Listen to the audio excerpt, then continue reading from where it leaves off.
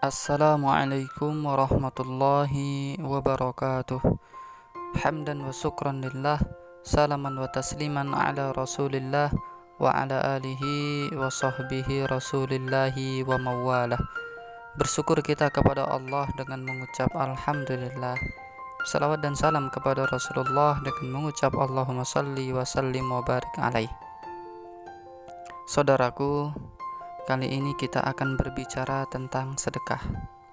Sedekah berasal dari kata sodaqah yang artinya benar. Sedangkan menurut istilah, pemberian atau perlakuan seorang muslim kepada orang lain tanpa ada paksaan dengan mengharap ridho dari Allah Subhanahu wa Ta'ala.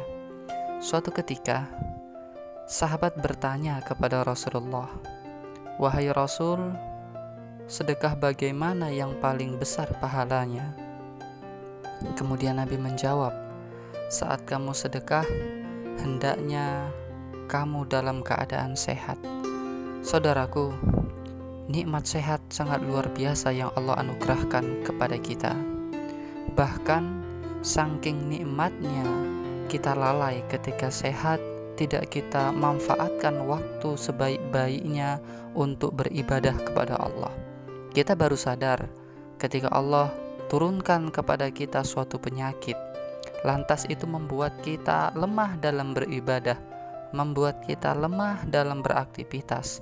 Sehingga pada saat itu kita bermohon kepada Allah, "Ya Allah, kalau seandainya Engkau sembuhkan aku, ya Allah, aku akan banyak bersedekah kepada orang yang membutuhkan. Kalau Engkau sembuhkan aku, ya Allah, aku akan perbaiki ibadahku, ya Allah." Tapi apa yang terjadi, saudaraku? Ketika Allah kembalikan kesehatannya, lantas apa yang menjadi niat dan rencana dia ketika sakit, itu akan dilupakan dengan sendirinya.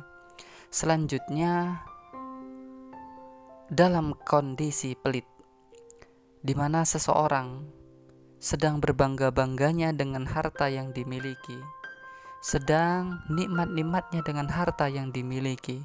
Namun pada saat itu Rasulullah sampaikan, waktu yang paling baik untuk bersedekah kepada orang lain. Selanjutnya apa, saudaraku? Saat kamu takut melarat tapi mengharap kaya. Apakah kamu khawatir, saudaraku, kalau yang ada sedekah dari apa yang Anda sedekahkan akan berkurang?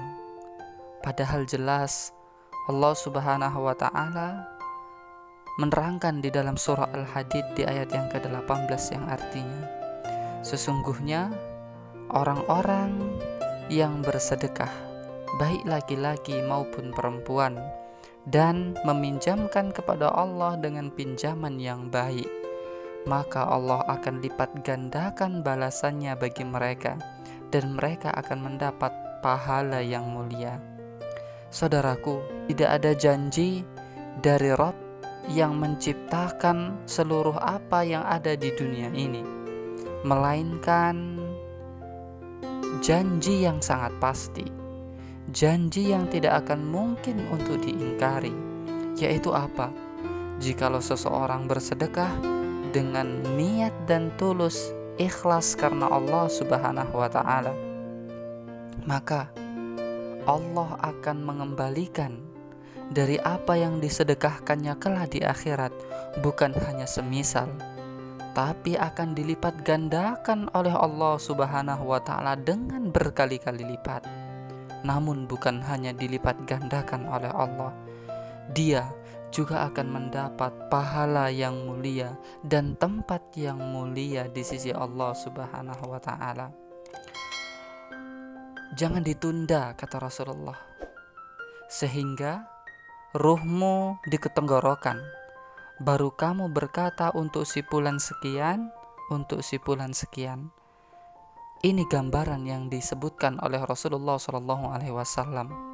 Orang yang menunda-nunda sedekahnya ketika dia sehat, orang yang menunda-nunda sedekahnya ketika dia bergelimang harta, dan orang yang menunda-nunda sedekahnya ketika dia sedang takut dalam kemelaratan, maka taubahnya seperti seseorang yang hendak dipanggil oleh Allah, namun pada saat sakaratul maut dia baru berwasiat kepada orang lain untuk mensedekahkan sebahagian hartanya. Saudaraku, bukan hanya itu, ganjaran yang akan didapatkan bagi orang yang mensedekahkan hartanya ikhlas karena Allah Subhanahu wa taala. Dia akan dihapuskan dosa-dosa yang pernah dia lakukan di dunia.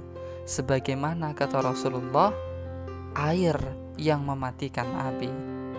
Yang paling masyhur di kalangan kita saat ini, yang selalu disampaikan oleh setiap juru dakwah, bahwasanya setiap anak Adam yang meninggal dunia, maka terputuslah seluruh amalannya kecuali 3 perkara, dan salah satunya adalah shadaqatun jariyah, sedekah jariyah.